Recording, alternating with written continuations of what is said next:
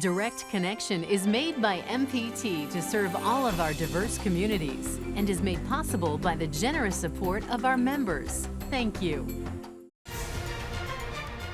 Live from Maryland Public Television, this is Direct Connection with Jeff Salkin. Welcome to Direct Connection. Ahead tonight, MPT's Jim Hunter will have a preview of the Maryland Cycling Classic. That's coming up. We begin tonight with thoughts on a happy retirement. Joining us now for the AARP Consumer Alert is Karen Morgan, a member of the Executive Council of AARP Maryland. Karen, it's great to see you again. We're here to talk about life after retirement with the headline that it is not just about the money.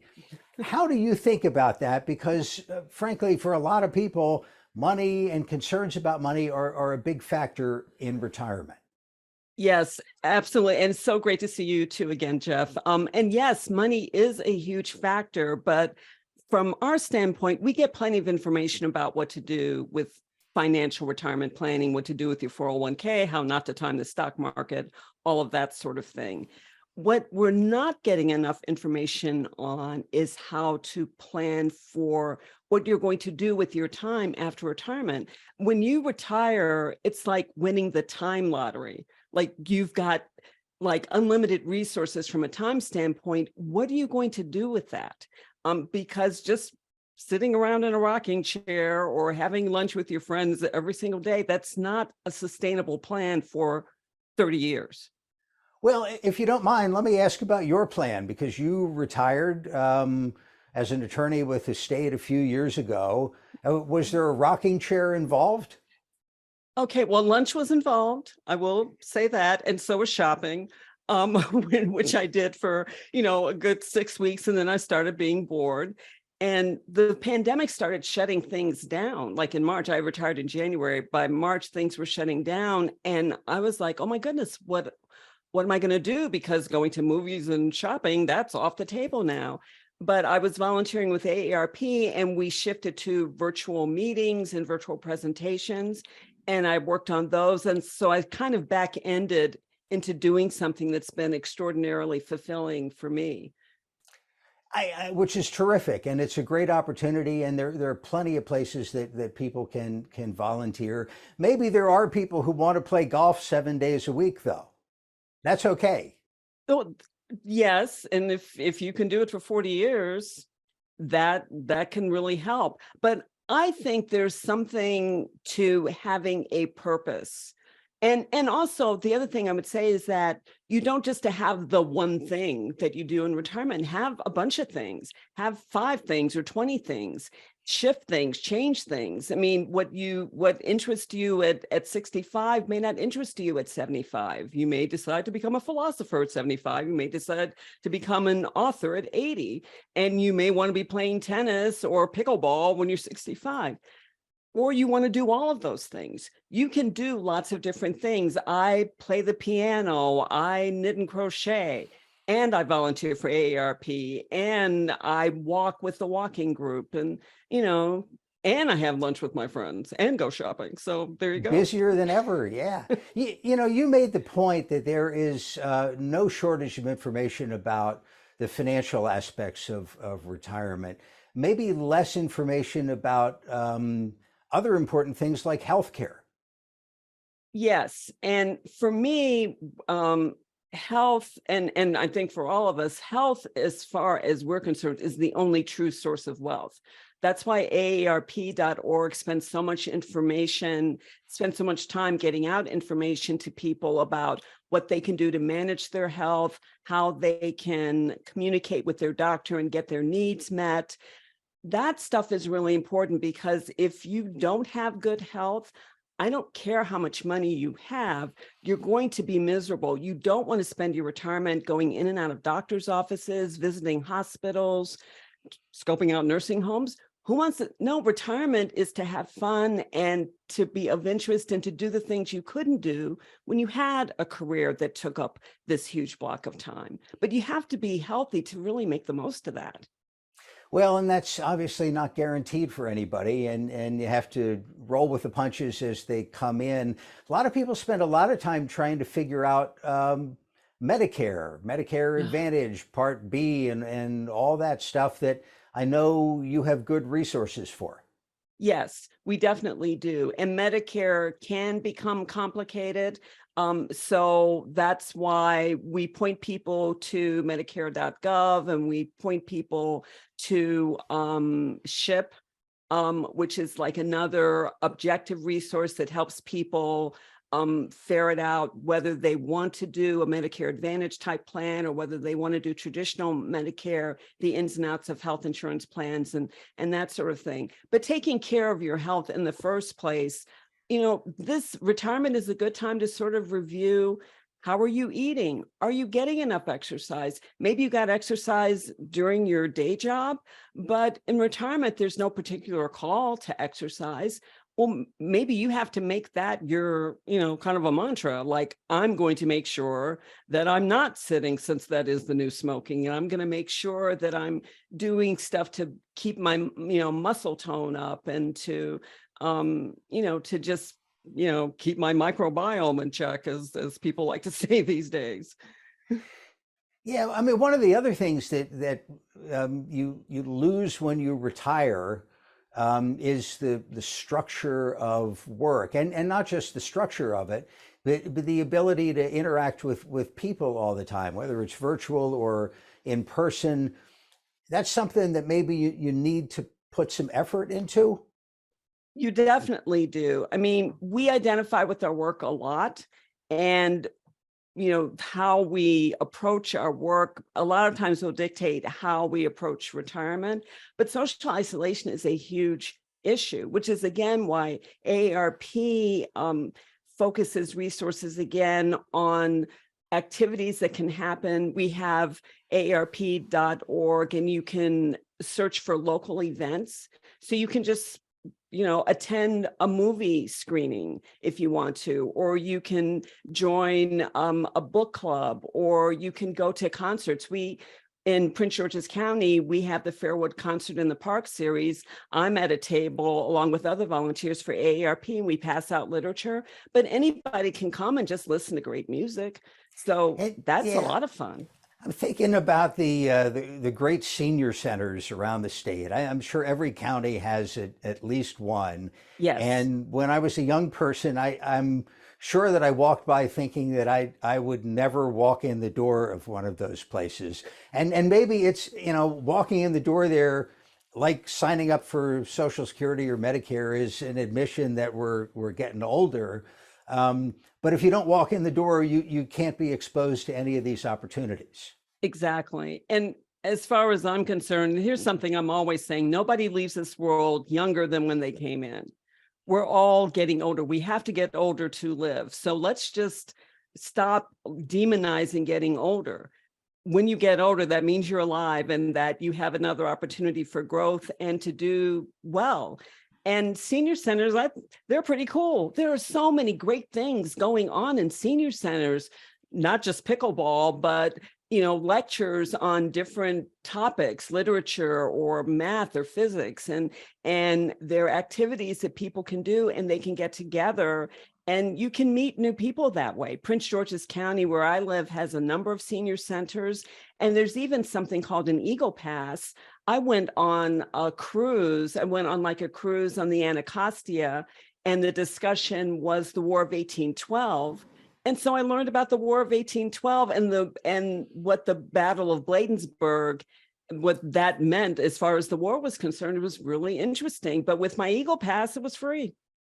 What do you hear from your friends who have retired? Did anybody have particularly good advice as you were heading into retirement?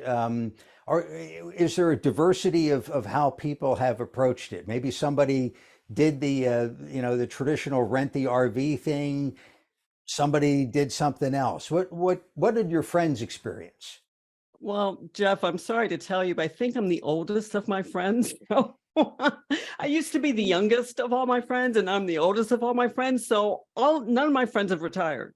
Well, that itself will keep you young. That's what I keep telling them. But you know what I used as an example were my parents, to be perfectly honest, and my aunt. My dad was the typical retiree. He had a great career that he absolutely adored for nearly 40 years. And when he retired, he didn't want to do anything work related. And for a while, he bowled and did a lot of walking, but then his health kept him from doing that. And he started becoming depressed and just, he just declined. My mother, on the other hand, she retired in her 50s.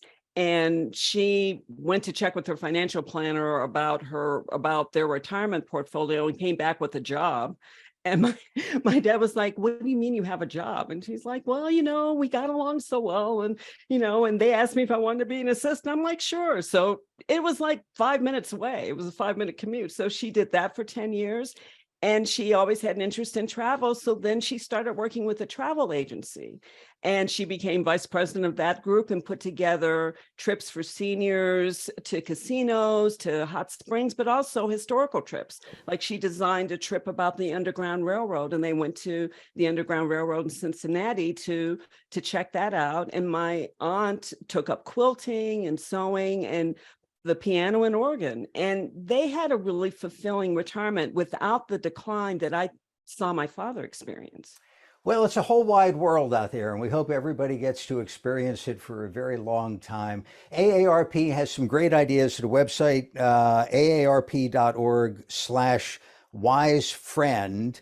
Karen Morgan, we do appreciate your time. Thank you very much. Back to the RV. Thank you. I do not have an RV, but thank you, Jeff.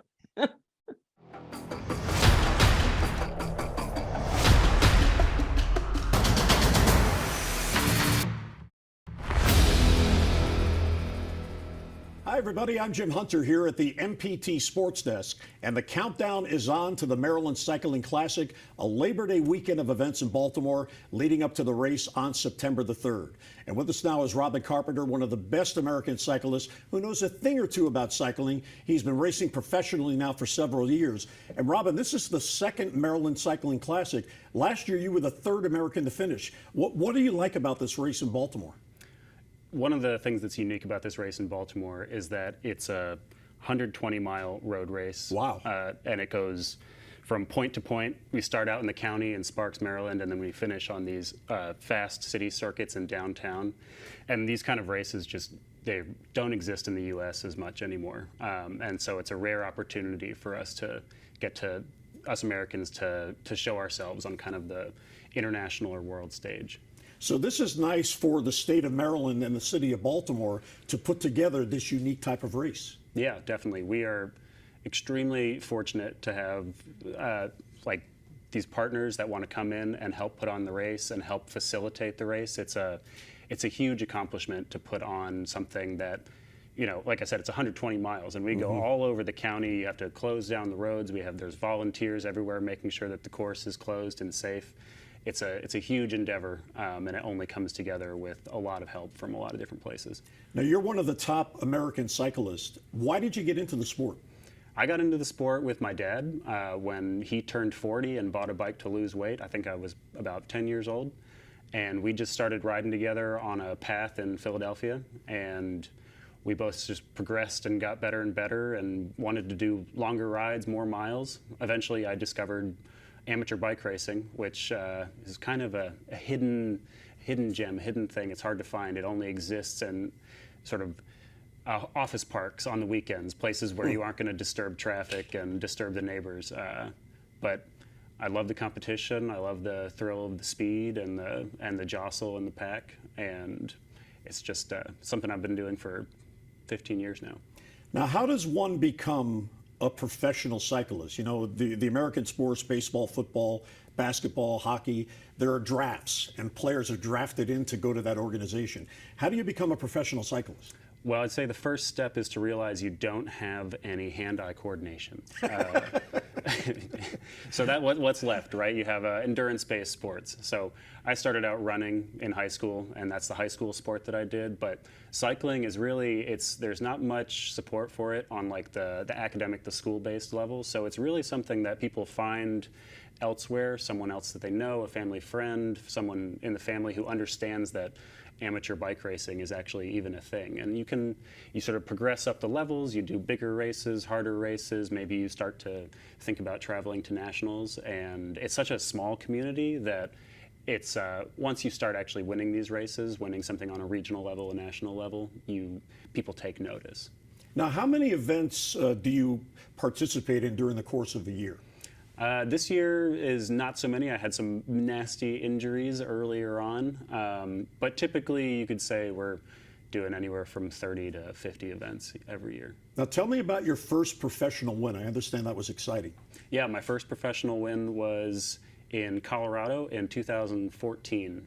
It was a stage race, multi-day race. So Maryland is a single-day event. Colorado is is a week-long race, 7 stages. We do a certain amount of miles each day, and this was stage 2. It finished in Crested Butte, which is one of the sort of the famous ski towns in that area. And I was in the early breakaway, which is kind of this small group that breaks away from the pack early on in the race and takes a gamble on trying to stay away to the finish line. Most of the time it doesn't work.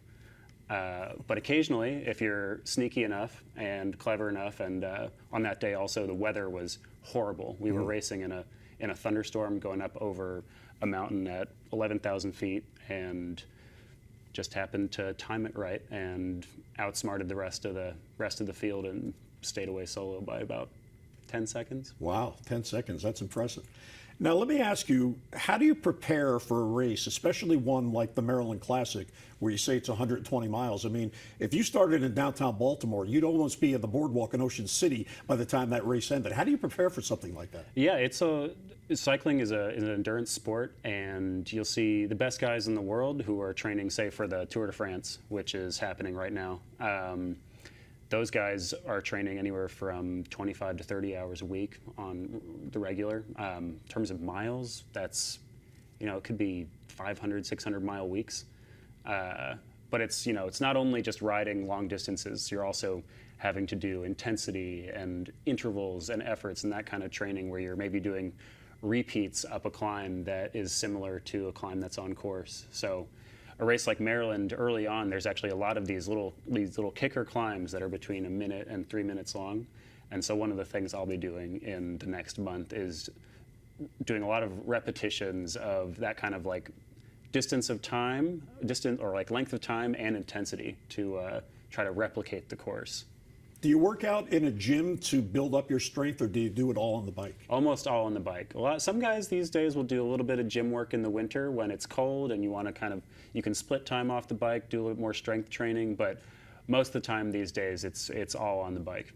Let me ask you about your diet. I mean, I'm someone that should get a better diet going here as I begin to age. But you're very thin. Obviously, you're on the bike all the time. But how important is the dietary habits that you bring in before a race? So fueling is massively important. Yeah, the amount of carbohydrates that we eat would probably blow away the average person these days. Everybody's about carbs are evil, carbs are bad, but carbs are the thing that fuel the effort on the bike. So not only before the race, you'll see guys putting down a couple plates of pasta or a couple plates of rice, but on the bike as well, you'll have riders trying to consume, 400 to 500 calories of carbohydrates every hour on the bike, and that comes in, the drink mix that has electrolytes or these little gel packets you might have seen. Sometimes it's almost like gummy bears, essentially. Anything that's like a simple sugar that goes down easy and breaks down quickly, that's the kind of stuff that we like. Yeah, I remember when Michael Phelps was winning all his Olympic medals, he would say that he would eat 6 meals a day because he needed to have the nutrition to keep it going. Yeah, exactly. My base metabolism is probably 2,000 calories a day, but a race like Maryland, I'd say we're probably going to be at around like 5,000 to 6,000 calories, burned on the bike to finish that race. Now, when the race begins, you say it begins in Sparks, and that's out in the country in Baltimore County. There are a lot of hills on those roads that you're going to be heading downtown to. How do you navigate that, and do you go out ahead of time and look at the entire course? Yeah, definitely. It was actually last year. It was one of the most one of the things that made the race most interesting last year was that there were a fair amount of teams who clearly hadn't done proper recon of the course, and so if you had a little bit of local knowledge, you could see what's coming. A race like on the roads out in the county, it's so important to know what's coming up because the sight lines are short. Like you can't like see all the way down the road to see what's coming. And the hills are kind of, they can add up. They can be nasty. So knowing when to like time your effort, make your effort is very important. Now, what do you look most forward to as a race is about to begin and you're leading up to the race? And this, as you said, is a one-day event, different from some of the other races that you've been in. But what do you look most forward to leading up to and then on race day? You know, I have raced in Europe for a number of years, and I will say that there are tons of fans there, but they may not really speak, you know, my language, or I don't really know any of them, and they don't know who I am, and we're kind of, you know, the foreigners, the interlopers out there. Coming back to the U.S., the thing I most look forward to is like relating to the people on the side of the road and like seeing my family who are from Philadelphia and will come down to see this race. My wife will come down to see this race. It's having the support from people that you know and love is the thing I think most look forward to. What about the events surrounding the Maryland Classic? It's a weekend event, but the race day is on Sunday, September 3rd. What are the events that you look forward to and participating in leading up to race day? Yeah, so race day is great, and like being on the circuit and watching us come through those corners as fast as possible is exciting. But there's also the bike jam, I think, on the Friday, which is you know, a community-based event. We had a lot of speakers come in from out of town to like sort of educate people about bikes, and I think there was like a bike rodeo. I think there was, you know, there was a kind of like an obstacle course around one of the parks. There's a charity ride that happens, I think, on either Friday morning or Saturday morning before the race, and we get to kind of mingle with the crowds and the recreational cyclists around and answer their questions, and just sort of like I said, being with the fans is quite rewarding. Do you ever get asked by younger people, and you're certainly not old by any means, but about your profession and how do you go about getting into it? Last year, I actually did a career day up in Boston, where I currently live, and it was funny. You know, I don't think most people understand that cycling is like a real sport or anything outside the Tour de France, let alone something that you could get into. But I will say, not often. It doesn't happen often. But if someone does come up to you, how do you encourage them? How do I encourage them? If someone comes up to me, you know, the number one thing I tell people is to just get out and figure out what they enjoy and what they love. You know, the only reason why I do this sport is because I love riding my bike. I love how it takes me to places. It's like the perfect speed to see a local area. You can stop easily. You can take it in. And I love being able to like take myself somewhere just on my own power.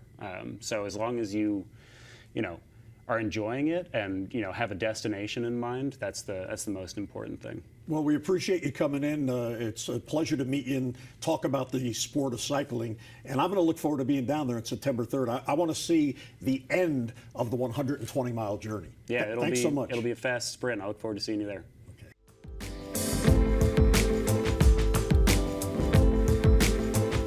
Now, as we look forward to HBCU week this September, MPT's Charles Robinson with a visit to the HBCU Sports Summit at M&T Bank Stadium, an event where schools are promoting the next generation of athletes and students. It's all part of an opportunity to develop sportsmanship, teamwork, cooperation, and competition, and a chance for families and students to learn about the experience of attending HBCUs.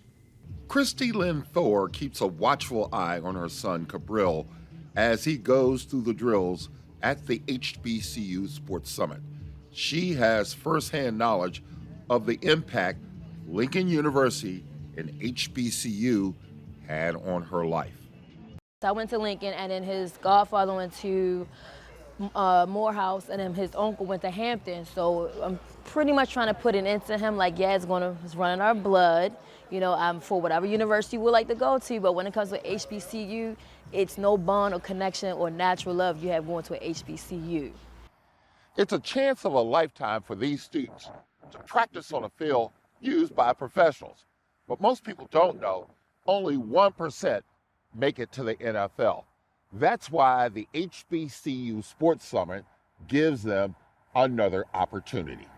Going to an HBCU, I feel like it's going to be a better environment for us where we could grow and be nurtured. And I also feel like they do get recruited from there, you know, but we need to talk about that. We need to highlight our HBCU players and let people know that, guess what, we can make it going to an HBCU and we can be looked upon. Rochester reached out to a number of schools, specifically those in the Mid-Eastern Athletic Conference. This is a great opportunity for our member institutions to reach a really broad group of high school students and let them know who we are, the Elite 8 HBCU institutions, great academic institutions. So it's really important to be a part of this first initiative of the HBCU Sports Summit. While a lot of work was done on the field, parents and students got to hear from leaders about the HBCU experience. It included how to apply, financial aid, and new degrees in tech fields. We want to be able to educate them on who we are, our culture, and just what you would get from coming from an HBCU. Being with people who look like you, who have the same interests, you can really be your authentic self. On hand was the president of Morgan State University, who's experienced a record number of applications, like many of his HBCU counterparts. The theme running through all of these institutions is "We are family." These schools provide a unique skill set to nurture and connect well beyond their academic life. In Baltimore, I'm Charles Robinson. And now for all of us at MPT, thank you for watching and have a good night.